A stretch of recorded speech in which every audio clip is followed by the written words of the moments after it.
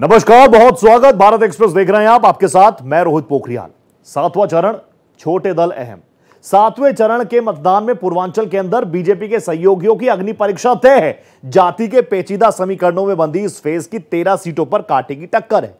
अपना दल, सोनोवाल, सुभाषपा और निषाद पार्टी जैसे छोटे दलों के इस चरण में जहां अपनी नैया को पार लगाने की जिम्मेदारी है, तो वहीं बीजेपी को भी पिछड़ों दलितों के वोट दिलाने का जिम्मा इन्हीं छोटी पार्टियों के कांधे पर है।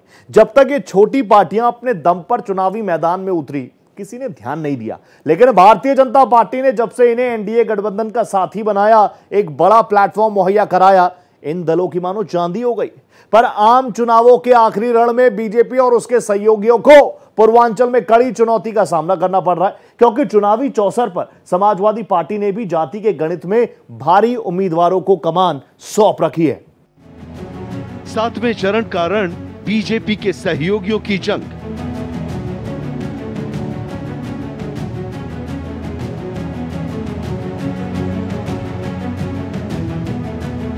तेरह सीटों पर मतदान, पिछड़ों का कितना साथ।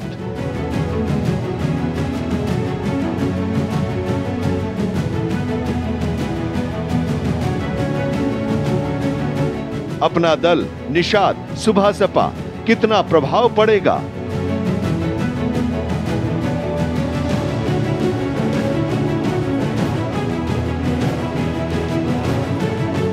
पूर्वांचल का मैदान, जाति समीकरण असरदार।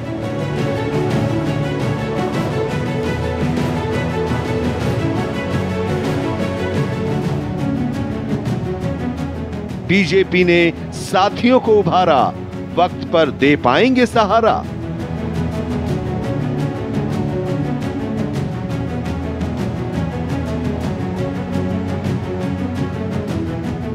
मिर्जापुर से अनुप्रिया पटेल, सपा ने बिछाया चौसर।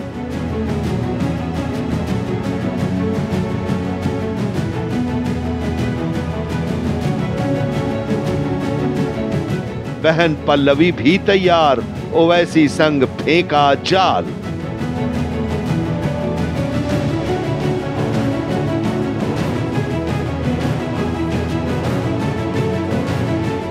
रॉबर्ट्सगंज में भी चुनौती, छोटे लाल ने बाधा खड़ी की।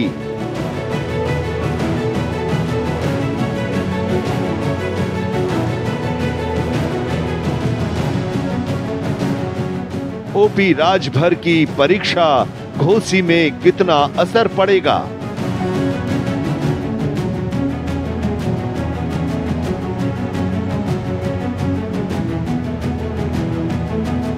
अरविंद के सामने राजीव राय, बालकृष्ण भी तने नजर आए।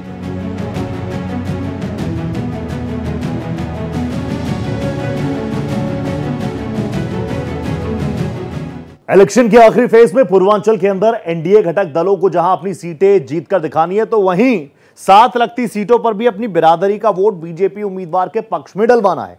सुभाषपा, निषाद पार्टी और अपना दल सोनेवाल को बीजेपी पहले ही बड़े इनाम देकर नवाज चुकी है, लिहाजा इन पार्टियों के मुखियाओं के सामने उधार चुकाने की चुनौती है।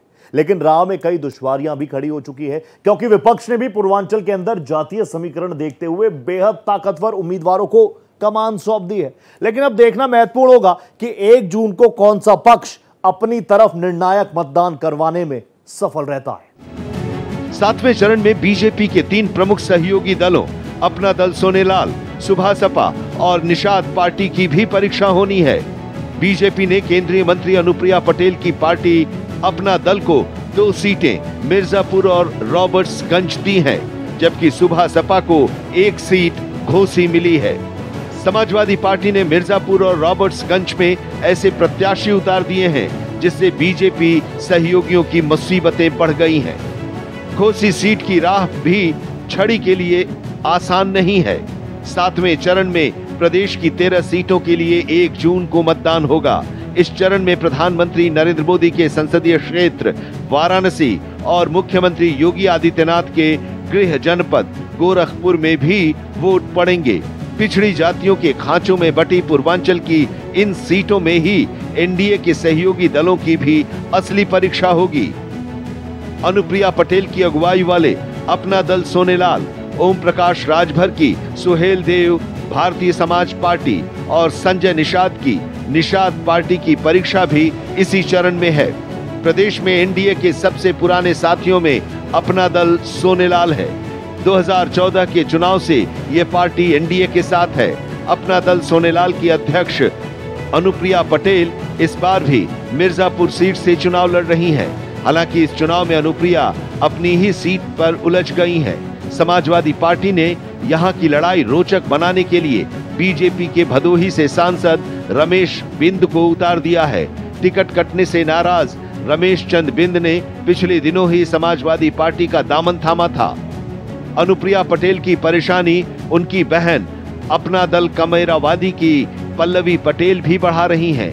उन्होंने असदुद्दीन ओवैसी के साथ मिलकर पीडीएम यानी पिछड़ा दलित मुस्लिम न्याय मोर्चा बनाया है। मोर्चे ने यहां दौलत सिंह पटेल को मैदान में उतार दिया है। इसके साथ अनुप्रिया के हाल में रजवाड़ों पर दिए गए बयान से भी इलाके का सियासी गणित उलझ गया है। तो ऐसे स्वघोषित राजाओं को जिन्हें लगता है कि गुंडा हमारी जागीर है, उनके भ्रम को तोड़ने का अब आपके पास एक बहुत बड़ा सुनहरा अवसर आ चुका है। मैं आपसे कहना चाहती हूं कि इस बार जब 20 मई को आप ईवीएम का बटन दबाने जाएंगे तो याद रखिएगा कि इस देश के अंदर अब केवल मतदाता ही सर्वशक्तिमान है और राजा या रंग बनाने का काम सिर्फ आप मतदाता भाइयों के हाथों में है। देखिए, रजवाड़े तो 7-8 दशक हुए समाप्त हो गए और 7-8 दशक के लगभग से भारत में लोकतंत्र है। अब उनको क्या कुंठा है, हम नहीं समझ पाए इस चीज़ को। और वो जो भी उस बयान को सुन रहा है वो ये कह रहा है कि अनावश्यक बयान। और अच्छा, दूसरी बात, हम यहाँ से चुनाव भी नहीं लड़ रहे हैं, हमारा दल भी नहीं लड़ रहा है। तो अगर उनको कोई बयान देना ही था तो सामने जो दल उनके मैदान में है उसके प्रत्याशी या उस दल के विषय में कहना चाहिए था। दूसरी बात, ईवीएम से राजा नहीं पैदा होता है, ईवीएम से जनप्रतिनिधि पैदा होता है। जनप्रतिनिधि का जन्म होता है और उसकी आयु, उसकी अवस्था 5 वर्ष की होती है। 5 वर्ष बाद जनता जनार्दन ये तय करती है कि इसको जीवन दान, पुनर्जन्म, पुनर्जीवन देना है या नहीं। तो इस लोकतंत्र में अब राजा नहीं पैदा होते हैं, न तो रानी की कोख से और न ही ईवीएम की। रॉबर्ट्सगंज सीट भी एनडीए गठबंधन में अपना दल एस के पास है। पार्टी ने यहां सांसद पकौड़ी लाल कोल के स्थान पर उनकी विधायक बहू रिंकी कोल को मैदान में उतारा है। समाजवादी पार्टी ने बीजेपी के पूर्व सांसद छोटे लाल खरवार को प्रत्याशी बनाया है। 2014 में खरवार बीजेपी के टिकट से रॉबर्ट्सगंज से चुनाव जीते थे। वर्ष 2019 में बीजेपी ने ये सीट अपना दल को दे दी थी। तब छोटे लाल का टिकट काटकर अपना दल ने पकौड़ी लाल को टिकट दे दिया था। ऐसे में अपना दल के सामने न सिर्फ अपनी सीट बचाने की चुनौती है, बल्कि आसपास की सीटों पर अपना वोट बीजेपी को दिलाने की भी परीक्षा है। इस चरण में सुबह सपा के ओम प्रकाश राजभर की भी परीक्षा है। राजभर योगी सरकार में मंत्री हैं। उनके सामने घोसी सीट पर अपने बेटे अरविंद राजभर को जिताने और अन्य सीटों पर राजभर वोटों को बीजेपी को दिलाने की बड़ी चुनौती है। घोसी से समाजवादी पार्टी ने राजीव राय को टिकट दिया है। यहाँ पर दारा सिंह चौहान की भी परीक्षा है। उन्हें बीजेपी ने घोसी विधानसभा सीट का उपचुनाव हारने के बावजूद योगी सरकार में कारागार मंत्री बनाया है। दारा सिंह चौहान बिरादरी के वोट एनडीए गठबंधन को दिलाने में जुटे हैं। पूर्वांचल की सारी सीटें हम लोग जीत रहे हैं। 80 की 80 सीट का जो लक्ष्य योगी जी ने हम सबको दिया है और उसमें 100% हम लोग सफल हुए। हर लोकसभा में 1, 2, 3 हम लोग सभा खुद अकेले जाकर के करके जनता का उत्साह देख रहे हैं। अपने मतदाताओं का, एनडीए गठबंधन के मतदाताओं का जो उत्साह मोदी जी के नाम पर, योगी जी के नाम पर है, वो उत्साह अन्यत्र कहीं नहीं। निषाद पार्टी के प्रमुख संजय निषाद भी योगी सरकार में मंत्री हैं। इनके सांसद बेटे प्रवीण निषाद संत कबीर नगर से बीजेपी से चुनाव लड़ रहे हैं। 7वें चरण की कई सीटों पर निषाद समाज के वोट बड़ी संख्या में है। ऐसे में निषाद पार्टी के प्रभाव की इस फेज में परख होगी। आपको बता दें कि छोटे दल जब तक अलग अलग चुनाव लड़े थे तब तक नतीजा खास नहीं रहा, लेकिन जैसे ही बड़ी पार्टियों का सहारा मिला तो चुनावी नैया पार लगने लगी। अपना दल की स्थापना 1995 में सोनेलाल पटेल ने की थी। उन्होंने कई लोकसभा और विधानसभा चुनाव लड़े, लेकिन सफलता हाथ नहीं लगी। उनके निधन के बाद अनुप्रिया पहली बार 2012 में रोहानिया से विधायक बनी। इसके बाद अपना दल को 2014 में बीजेपी के साथ समझौता करना पड़ा और अनुप्रिया मिर्जापुर से जीत गई। 2019 में अपना दल 2 सीटों पर लड़ी और मिर्जापुर और रॉबर्ट्सगंज दोनों ही सीटें जीत ली। 2022 के विधानसभा चुनाव में अपना दल के 12 विधायक जीत कर आए। उसके बाद 1 सीट उपचुनाव में जीतने के बाद विधायकों की संख्या 13 हो गई। 2016 में गठित निषाद पार्टी के संस्थापक संजय निषाद की किस्मत भी बड़ी पार्टी के साथ जुड़ने से चमकी। 2017 के विधानसभा चुनाव में पीस पार्टी, अपना दल और जन अधिकार पार्टी के साथ गठबंधन करके 10 सीटों पर उतरने वाली निषाद पार्टी महज 1 सीट जीती थी। पूर्वांचल में पार्टी के साथ सहयोगी दलों को जीत दिलवाने के लिए बीजेपी नेतृत्व ने प्रचार की कमान अपने हाथों में थाम ली है। प्रधानमंत्री नरेंद्र मोदी और सीएम योगी आदित्यनाथ ने मिर्जापुर पहुंचकर विशाल रैली को संबोधित किया। एनडीए उम्मीदवार अनुप्रिया पटेल विपक्ष पर प्रधानमंत्री नरेंद्र मोदी के हमलों से बेहद खुश नजर आई और इस रैली का असर मिर्जापुर के साथ साथ रॉबर्ट्सगंज और आसपास की सीटों पर भी पड़ेगा। पीएम मोदी ने इस दौरान योगी की अगुवाई में पूर्वांचल से माफिया के सफाया होने को एक बड़ी कामयाबी बताया। प्रधानमंत्री नरेंद्र मोदी ने मिशन पूर्वांचल के तहत मिर्जापुर में विशाल रैली को संबोधित किया। इस दौरान पीएम मोदी ने कहा कि समाजवादी पार्टी ने यूपी और पूर्वांचल को माफिया का सुरक्षित ठिकाना बना दिया था। जीवन हो या जमीन कब छीन जाए पता नहीं था। समाजवादी पार्टी की सरकार में जनता थर थर कांपती थी। बीजेपी सरकार में माफिया थर थर कांपते हैं। अपने वोट बैंक को खुश करने के लिए इंडी गठबंधन कुछ भी कर सकता है। इनके निशाने पर पवित्र संविधान भी है। हमारा संविधान कहता है कि धर्म के आधार पर आरक्षण हो ही नहीं सकता। इसके साथ पीएम मोदी ने 6 चरण के चुनाव में एनडीए गठबंधन को मिली बढ़त के बारे में भी खुलासा किया।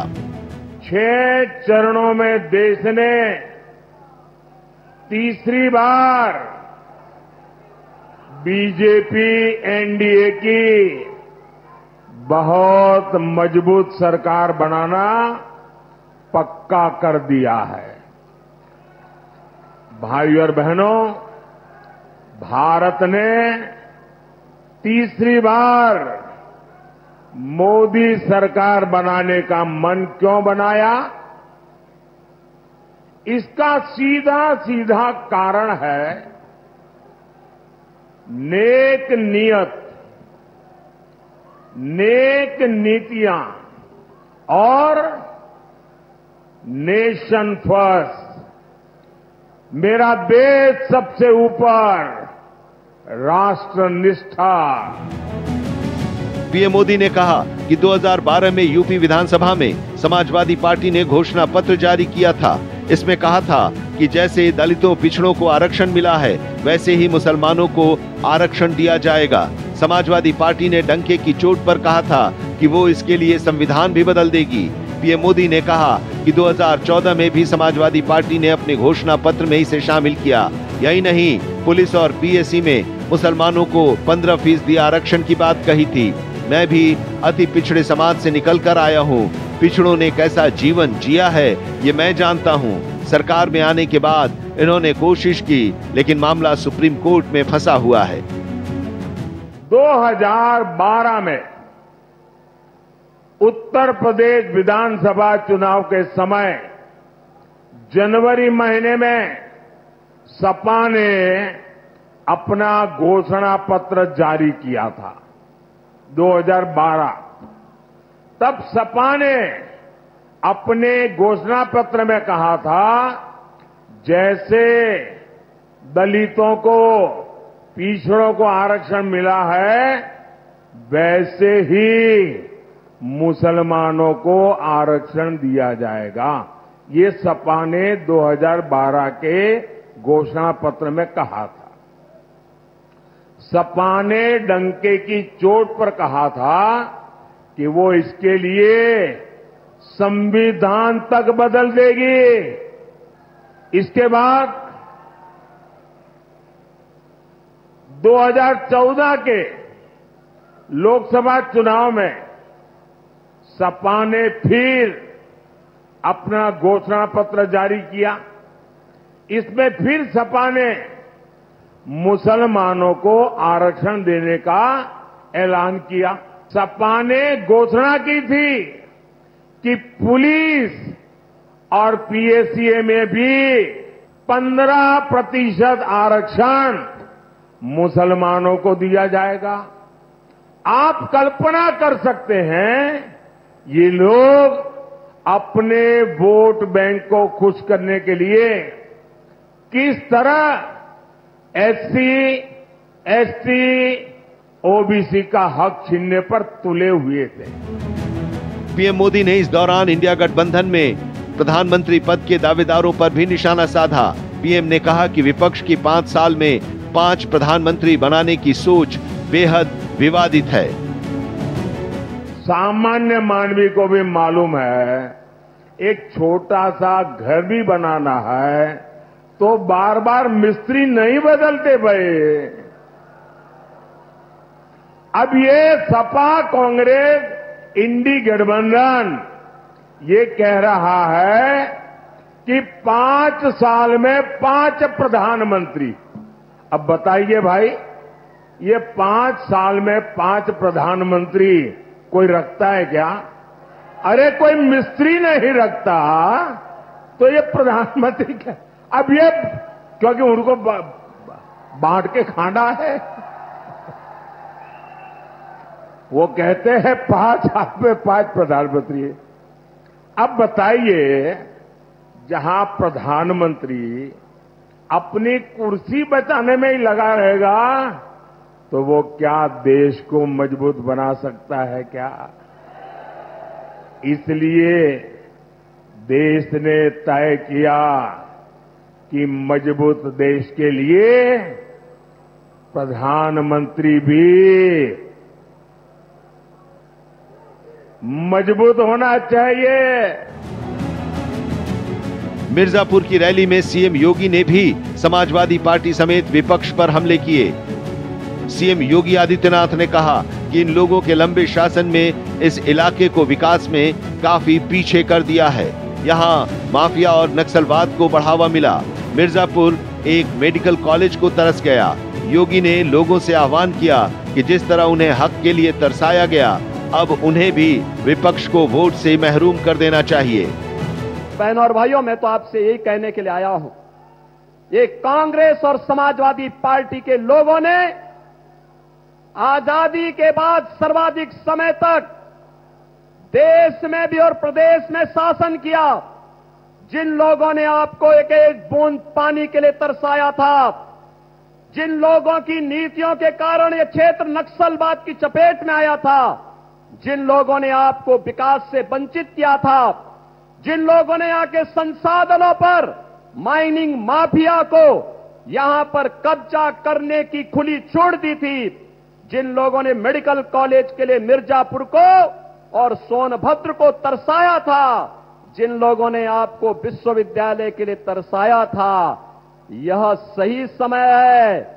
और मोदी जी जो कहते हैं कि यही समय है, सही समय है, उनको अपने वोट के लिए तरसाइए, उनको इस बात के लिए तरसाइए कि तुमने हमारी पीढ़ियों को खराब किया है, अब तुम्हें भारत की राजनीति से विदा करने के लिए मोदी जी के नेतृत्व में एनडीए कार्य करेगा। इसके साथ मिर्जापुर में सीएम योगी ने कहा कि आज इस नए भारत में विरासत है तो विकास है। भारत ने आज दुनिया के अंदर सम्मान प्राप्त किया है। हमारा ये मिर्जापुर और सोनभद्र जिला इसका उदाहरण है। काशी में बाबा विश्वनाथ धाम पूरी दुनिया को अपनी ओर आकर्षित कर रहा है। अयोध्या में रामलला विराजमान हुए, ऐसा काम मोदी के नेतृत्व में हुआ है। आज मां विंध्यवासिनी कॉरिडोर का काम पूरा होने वाला है। आज के श्रवण कुमार को कंधे पर ले जाकर दर्शन कराने की जरूरत नहीं पड़ेगी। विंध्याचल को मोदी के नेतृत्व में रोपवे मिला है। उत्तर प्रदेश की राजनीति में जाति शुरू से हावी रही है। यहाँ की सियासत पूरी तरह से ओबीसी के इर्द गिर्द घूमती है। पूर्वांचल में तो इसका दबदबा भी है और ऐसा माना जाता है कि सूबे में करीब 50% ये वोट बैंक जिस भी पार्टी को मिल जाता है, सत्ता उसी के हक में चली जाती है। इस बार एनडीए गठबंधन में शामिल सुभाषपा, निषाद पार्टी, अपना दल, सोनोवाल की प्रतिष्ठा दांव पर है और ये सभी दल अपनी अपनी जातियों को साधने की कोशिशों में जुटे हैं। लेकिन देखना महत्वपूर्ण होगा कि आखिर चरण के चुनाव में बीजेपी के सहयोगी कितने कामयाब हो पाते हैं। उत्तर प्रदेश की सियासत में कांशीराम ने 1984 में बहुजन समाज पार्टी का गठन कर एक नए तरह की राजनीति शुरू की। पार्टी को 90 के दशक में सफलता भी मिली। उसके बाद ही कांशीराम की तर्ज पर बसपा से निकले कई नेताओं ने जाति आधारित पार्टियों का गठन किया। पूर्वांचल इलाके में ऐसे दल अपनी जड़ें जमाने में कामयाब हैं और आखिरी चरण में उनकी सियासी ताकत की परीक्षा होनी है। राजनीतिक दलों ने पूर्वांचल पर पूरा फोकस कर दिया है, जहां चुनावी रण में मोदी योगी के साथ साथ पिछड़ी जाति की राजनीति करने वाले ओम प्रकाश राजभर से लेकर अनुप्रिया पटेल और संजय निषाद की अग्नि परीक्षा होनी है। यूपी की सियासत पूरी तरह से ओबीसी के इर्द गिर्द सिमटी हुई है और पूर्वांचल में तो इनका दबदबा है। सूबे में करीब 50% ये वोट बैंक जिस भी पार्टी के खाते में गया, सत्ता उसी की हुई। 2014 और 2019 के लोकसभा चुनाव में बीजेपी को पिछड़े वर्ग का अच्छा समर्थन मिला, लेकिन इस बार समाजवादी पार्टी सेंधमारी करती हुई नजर आ रही है। पूर्वांचल की 13 लोकसभा सीटों पर आखिरी चरण में चुनाव है। पीएम मोदी के संसदीय क्षेत्र वाराणसी से सीएम योगी आदित्यनाथ के गृह क्षेत्र गोरखपुर में अंतिम चरण में चुनाव है, जहां एनडीए गठबंधन में शामिल सुभासपा, निषाद पार्टी और अपना दल एस की प्रतिष्ठा दांव पर है। ऐसे में देखना है कि पूर्वांचल में ये क्या सियासी गुल खिलाते हैं।